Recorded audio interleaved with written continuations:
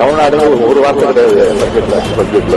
தமிழ்நாட்டை சுத்தமா புறக்கணிச்சிருக்கிறாங்க. புறக்கணிச்சிருக்கிற காரணனாலதான் நான் அதே மாதிரி கூட்டுறேன். அனைத்து முதலமைச்சர் கூட்டத்தை புறக்கணிக்கிறேன். மத்திய பட்ஜெட்ல தமிழகத்தை புறக்கணிச்சிட்டாங்கன்னு சொல்ற முதல்வரே, யாரோ எழுதி கொடுக்கிற துண்டு சீட்டை மட்டும் படிக்காம பட்ஜெட்டையும் கொஞ்சம் படிங்க. இந்த வருஷம் மத்திய பட்ஜெட்டோட மொத்த மதிப்பு 48.21 லட்சம் கோடி. இதுல இருந்து தமிழக ரயில்வே திட்டங்களுக்கு 6000 கோடியும், வரி பகிர்வா சுமார் 51,000 கோடியும், மத்திய அரசோட பிரதமர் வீடு திட்டம், இலவச எரிவாயு திட்டம், விவசாயிகளுக்கு 6000 ரூபாய், இப்படி எண்ணற்ற திட்டங்கள் மூலமா தமிழகத்துக்கு சுமார் 1 லட்சம் கோடிக்கும் அதிகமான நிதி கிடைச்சிருக்கு. அதுல பெரும்பாலான நிதி நேரடியா மக்களுக்கே சேரக்கூடிய திட்டங்கள் மூலமா போகுது. புரிஞ்சுதா முதல்வரே? நெக்ஸ்ட், பட்ஜெட்ல தமிழகத்தோட பெயரே இல்லைன்னு சொல்றீங்களே.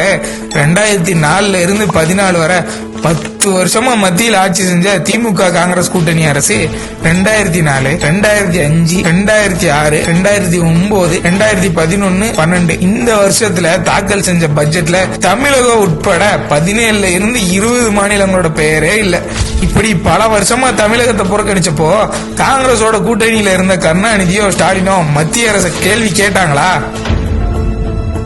ஆனா 2014 இருந்து 24 வரையிலான 10 வருஷத்துல தாக்கல் செஞ்ச மத்திய பட்ஜெட்டுகள்ல தமிழகத்தோட பெயர் பல முறை இடம்பெற்றிருக்கு.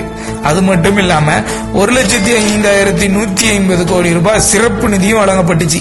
காங்கிரஸ் ஆட்சியில இருந்த 10 வருஷத்துல வெறும் 8,054 கோடி ரூபாய் தான் சிறப்பு நிதியா கொடுத்தாங்க. வழக்கமாவே மத்திய அரசு பட்ஜெட்ல சிறப்பு திட்டங்கள் மூலமா நிதி பெறக்கூடிய ஒரு சில மாநிலத்தோட பெயர்கள் மட்டும்தான் இடம்பெறும். ஆனா எல்லா மாநிலங்களுக்கும் தவறாம நிதி ஒதுக்கீடு செய்யப்படும். இந்த அடிப்படை நிர்வாக அறிவு கூட இல்லாம காங்கிரஸ் ஆட்சியில நடந்தா சரி, பாஜக ஆட்சியில நடந்தா தப்புன்னு சொல்றது திமுகவோட மலிவான அரசியலை வெளிச்சம் போட்டு காட்டியிருக்கு. ஆட்சி அதிகாரத்துல உட்காருவதற்காக தமிழகத்துக்கும் தமிழர்களுக்கும் துரோகம் செய்ததுதான் திமுகவோட உண்மையான முகம்.